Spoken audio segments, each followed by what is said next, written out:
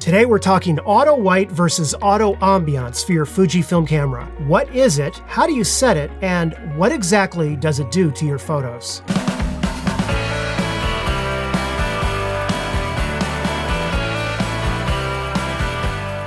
Hi everyone and welcome to Pal2 Tech. Before I begin, I have to show you something that you are not going to be able to unsee. Have a look at this black line going right out of my head. I didn't catch that when I did the studio redesign, and by the way, that video is going to be probably the next video I release on the channel. I've got this black line stain on the concrete behind me. I am getting it addressed. I want to get rid of it. I have read your comments. I know it's there. It looks terrible, sticking up out of my head. So I figured, let's shine a spotlight on it so that you can see it and everyone knows it's there and you can't unsee it. Anyhow, okay, let's begin. I have done videos in the past on selecting the proper white balance for your Fujifilm camera. And for video shooting, I have also made videos on the importance of setting that white balance manually, particularly when you're shooting indoors. Today, however, I want to go over the difference between white versus ambience priority white balance. What is it?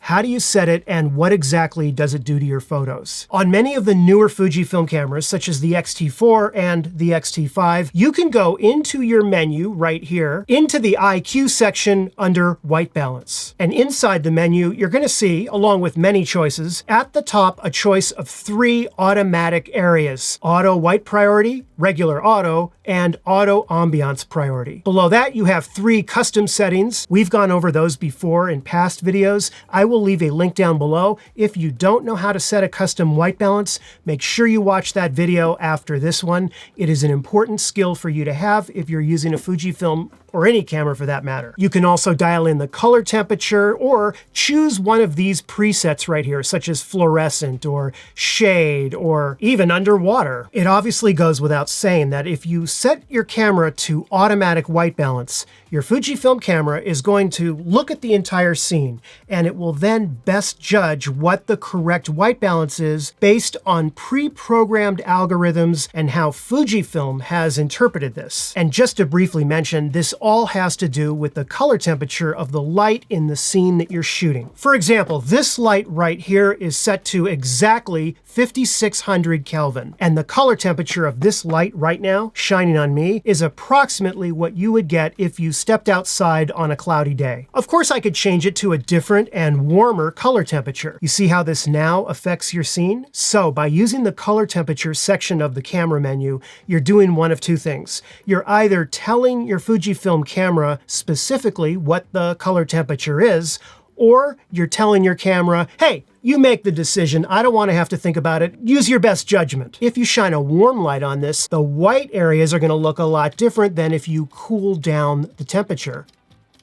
The whole idea here is to make sure that the camera knows this right here, this is white, regardless of what temperature is shining on it. And as I mentioned, you can obviously override the white balance calculations of the camera into these 3 separate custom white balance setting areas right here. For myself personally, I actually like to go into the camera's menu color temperature area and try and match that with exactly what type of lighting I'm using in the studio. To me, that's the most exact way to do it. Of course, you can't always do that, right? If you know that this light right here is exactly 5600 Kelvin, you go into here and you go, okay, I'm gonna make this 5600 Kelvin. Okay, 5600, there it is, 5600 Kelvin, good. And I can see it right in my LCD screen right there, you see it? Of course, the minute you add in another light with a different temperature, then obviously things get shuffled around and you need to make adjustments accordingly. And much of getting color balance to look right in your scene is balance. To balance it and to be aware of what is in the background of your scene and what is primarily lighting up your subject. I don't know, maybe it's just me, but something feels off. This doesn't feel right. Terrible torture, as if you were tied up, right? Tied to a bedpost and somebody unfolded a big road map, right? And then folded it back wrong, right? I was just like, oh, that would drive me crazy, okay?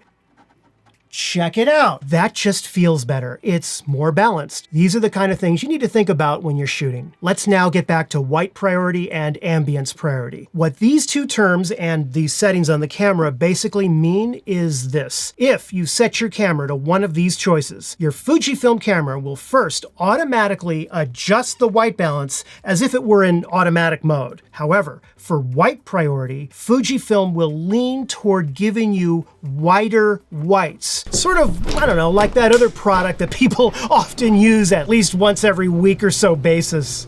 Basically making the whites in the scene more emphasized and a bit whiter. However, if you set the camera for ambiance priority, then your camera is going to automatically set your white balance, but it's going to lean more toward those warmer tones, more yellows, that sort of thing. Keep in mind that everything I'm telling you with regard to the settings in this menu specifically apply to shooting in JPEG format, most notably with the Fujifilm film simulations. If you are shooting in RAW, then your actual RAW file that, comes out of the camera is not adjusted in any way with regard to white balance. Instead, your camera will actually indicate the white balance setting at the time you took the shot, and it will place it in the EXIF data in the RAW file, which should then be read by your photo editing software. It'll look at that and go, okay, that's what I should do to interpret it. It's not baked into the photo itself. And for this reason, as we've always said, it's better to shoot RAW, because if you goof up the white balance, you do have a lot more flexibility in post-production to fix and make those adjustments. Let's now take a look so we can see up close and personal exactly how the Fujifilm camera reacts with these two different automatic white balance settings. Now for this demo, I shot both indoors where I could control the lighting, and I also shot outdoors on a relatively sunny day, okay?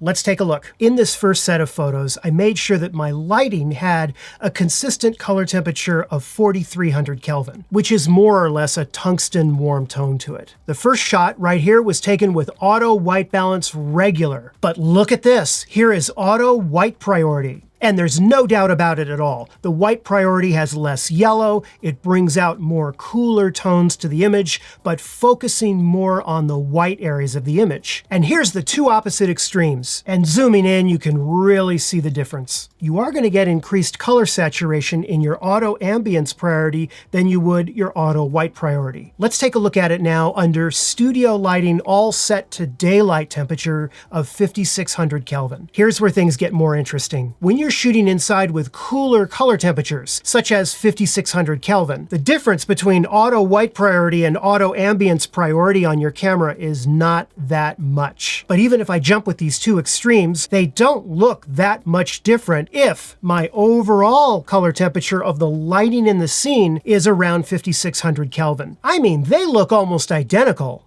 Let's now bring a human subject into this and check out skin tones. Okay, here we are shooting at 5600 Kelvin. Image on the left is regular auto white balance. Image on the right is auto white priority. Not that much difference, as to be expected because it's 5600 Kelvin overall on the scene. Even at the two extremes, you still have roughly the same amount of redness in the skin, and the neutral gray just about matches. Let's now take a look at her under tungsten lighting, but it's still not as pronounced as the color charts. In other words, it doesn't have as much effect on skin tones as it does on regular other types of colors in the color spectrum. Let's now go outside and see what it looks like. Here I'm outdoors shooting in a shaded area, but bright sunlight everywhere else. And again, because I'm shooting in those cooler color temperatures, 5600 Kelvin, not much difference at all. So what does all this tell us? Well, I would not worry too much about setting auto white priority or auto ambience priority if I'm shooting outside in sunlight. I wouldn't even use it. Just keep it on auto, you're good to go. Likewise, if you're in a studio environment and you have control over the lighting temperatures, I don't see any real reason to use it either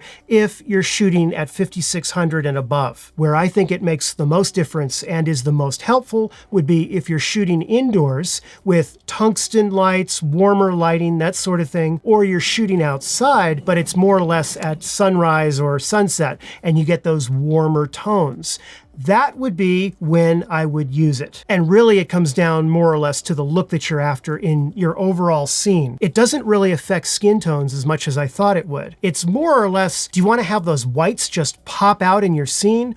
Or do you want to have it warmer with a bit more saturation in your colors? If that's the case, then you want to shoot in auto ambience priority. And of course, all of this depends on the type of film simulation that you're using. For today's testing, I didn't want to spend all this time going through each film sim. However, I can tell you it definitely affects all the film sims. And I used Provia in this test, and I found that overall, I actually preferred auto white priority to the other two auto white balance settings, except for when I was shooting in tungsten light. In that case, I actually preferred using auto ambience priority. This is definitely one of those settings that you want to experiment around with and come up with your own recipes. And the reason is if you go into the settings of these two different types of auto white balance, for example, ambience priority, you can further adjust the color shift. You see that? And so because of that, you can create your own looks, your own kind of custom styles, recipes, whatever you want to call it, to better dial in the look that you're after, along with whatever film simulation recipe that you're using. Keep in mind though, it goes without saying that this affects JPEG shooting and not necessarily RAW shooting. Once you have that RAW image in your photo editor, you can then do anything. Sky's the limit. But if you're the sort of photographer that likes JPEG only, in-camera JPEGs, this will get you further down the road of a custom look, and it's a lot of fun to play around with. Well, anyhow, thank you so much for watching, and I really hope you see what I'm doing? I'm actually, I just have to say this, because I always want to be honest with the audience. I have lately now been trying to make it so that you cannot see my braces. So when I talk, I'm like, well, thank you very much for watching. I hope you enjoyed the video. I'm like doing that. The hell with it. I'm not going to worry about it. And I'm going to do the outro like I used to do before I had these things put on. Okay? I'm just not going to care anymore. All right? So here we go. I'll edit this out probably anyway. Okay. Well, thank you. No. Let me try it again. Well, thank you so much for watching, and I really hope you... Okay. Well, thank you so much for watching, and I really hope you found the video helpful or at least entertaining. And if you did, be sure to give it the like and subscribe. I'm smiling now, and I'll see you in a new video very soon. Take care.